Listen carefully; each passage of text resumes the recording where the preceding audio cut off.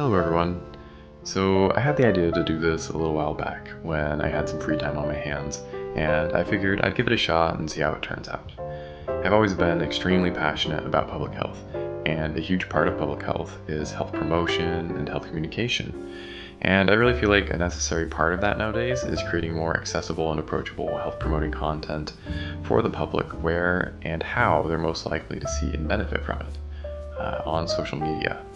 I think in general, physicians and other public health institutions have been really slow to adapt to this, and to a certain extent that really has been for the worse, as the space has already been filled with so many different people making all kinds of health claims without any kind of medical training or real accountability, all too often in an attempt to sell something or gain followers by making deliberately controversial or conspiratorial statements that erode trust in healthcare professionals and institutions that do actually have those checks and balances in place.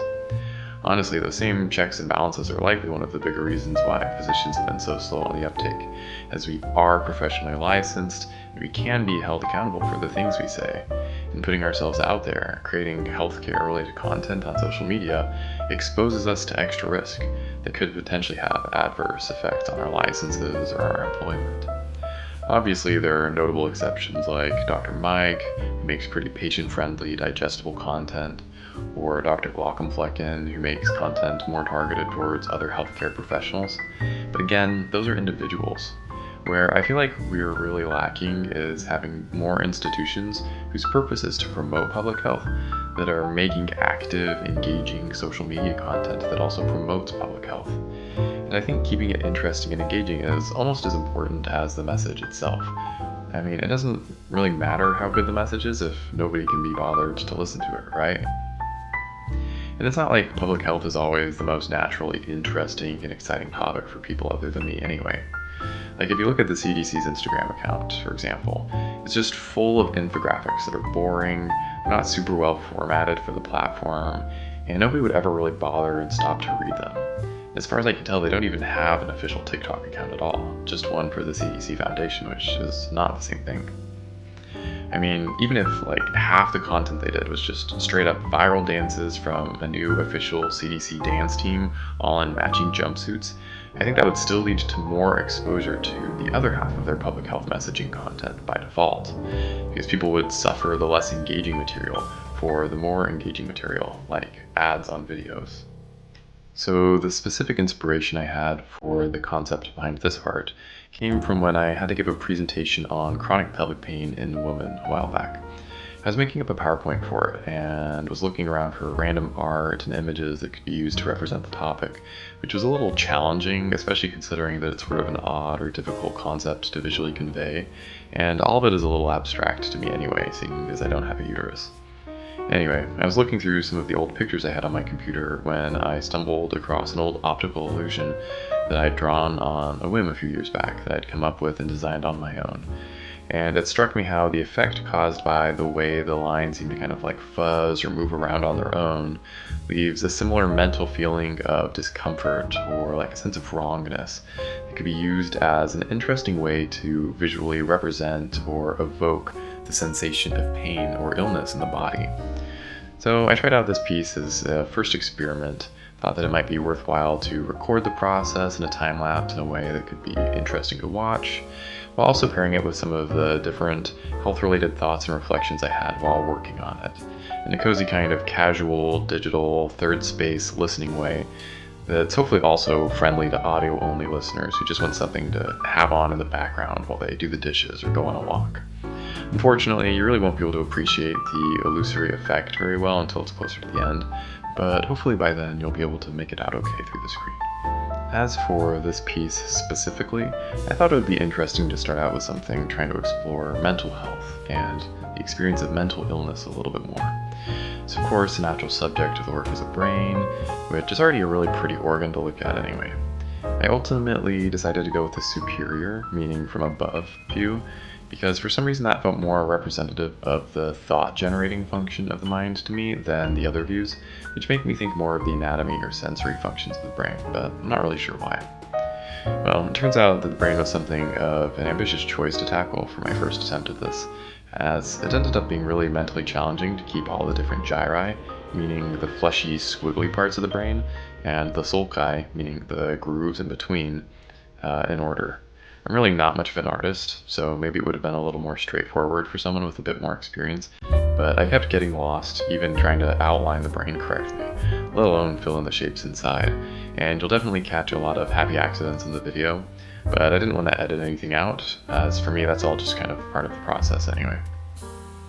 I started out with something called the grid method, which is where you divide up an image you want to transpose using a grid, and then use a corresponding grid on whatever you want to copy the image to break the image down into bite-sized chunks and keep it more manageable.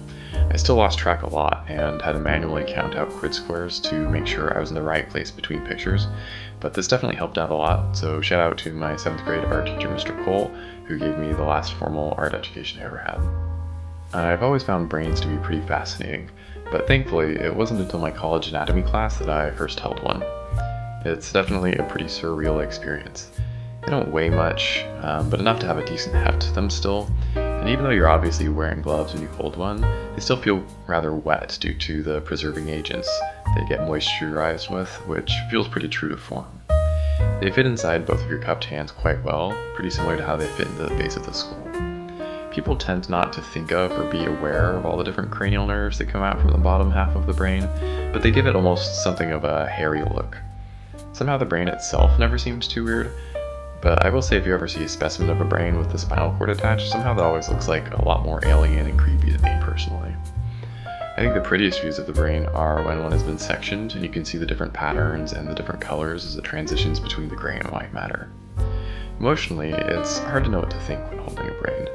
On one hand, it's disconcerting to think that sitting there in your hands is the closest thing we have to a physical manifestation of someone's spirit, the physical part of them that truly governs personality, memory, perception, everything that really makes up what we think of as someone's true being. In the book Stiff, The Curious Life of Human Cadavers by Mary Roach, the author illustrates this point, discussing, among many other interesting things, how a hypothetical brain transplant would, in reality, be better understood as a body transplant instead, meaning if person A's brain was transplanted into person B's body. It's not like person B would suddenly be themselves again, but with all the functioning brain parts that they needed. Rather, they would now be person A instead, with a whole new set of body parts for person A to control with their brain instead. Still, on the other hand, at no time is it more apparent than when holding a brain that life really is more than just the sum of all the right parts. I distinctly recall the feeling of standing there knowing that in my hands was the hard drive containing all of somebody's lived experiences, their memory, all the software and programs governing their personality, their abilities, while at the same time knowing more than I did for anyone else I've ever met that that person was completely and utterly dead, without power, to continue the metaphor. Like, you could construct whatever Frankenstein monster you wanted, but the spark of life truly was a unique and special thing that only existed in the living, one that was irrefutably absent and could never be brought back, even to animate an otherwise immaculate corpse. I've held the brains of deceased individuals a couple more times during medical school, and it was always something of a reverent experience. To those who nobly donate their bodies for the education of others, the extension of life for those still living, or the furtherance of science and the pursuit of knowledge, I truly honor and salute you. Now, let's talk a little more about mental health. I'm really glad that over the past few years, mental health has become increasingly recognized as an issue, and I feel like it's becoming much more socially acceptable to discuss and address openly. I'd say historically most people have been pretty open to discussing other health conditions where it seems like they can't be blamed for it. Like, yeah, sure, they'll talk about their low thyroid in public, because it would take some mental gymnastics to come up with a way to blame somebody for deliberately causing their thyroid levels to be low. But at the same time, I think people have historically been more comfortable blaming, or at least failing to be empathetic towards or understand mental health, because once again, the brain is just tied so closely to identity. And society is much more prone to blame that intangible part of us that has agency, the part that makes all of our choices, as the cause of mental illness as a result. completely neglecting the entire very real physical organ that is the brain. Because of course, the most logical answer is that people are obviously just choosing to have depression and anxiety. Sarcasm aside, I really do think that this is something we've been making great progress on, which is great news because I don't exactly anticipate mental illness going away anytime soon. That being said, there's still a lot of misconceptions out there surrounding mental health.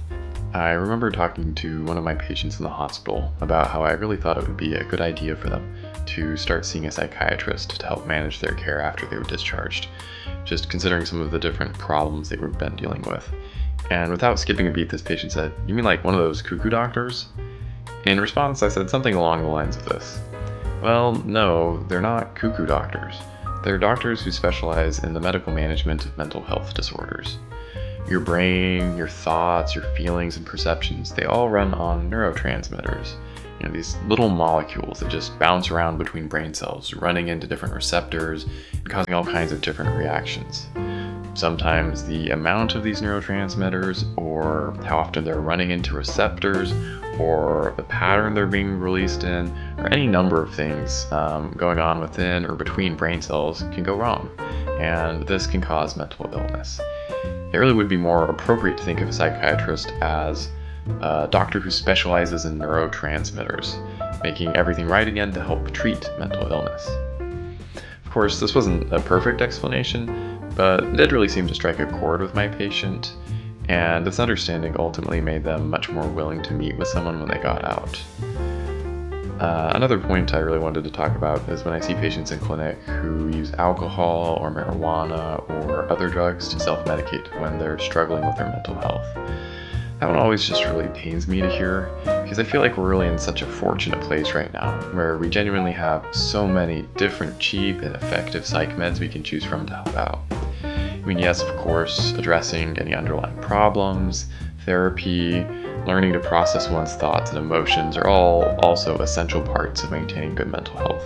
But for some people, even that isn't enough. And if you're already just going to drink or smoke anyways and escape, could we please just have a frank discussion about trying out any of the number of meds we have that we know are scientifically proven to actually be helpful, rather than doing something that's scientifically proven to be bad for your health, something that costs more and has other social consequences as well. And again, the great thing about psych meds is that with so many, it really is so simple to try one out, and if it doesn't seem to be working or is having unpleasant side effects, it's just as easy to try another one, and then another one, and another one, until we find one that's really the right fit.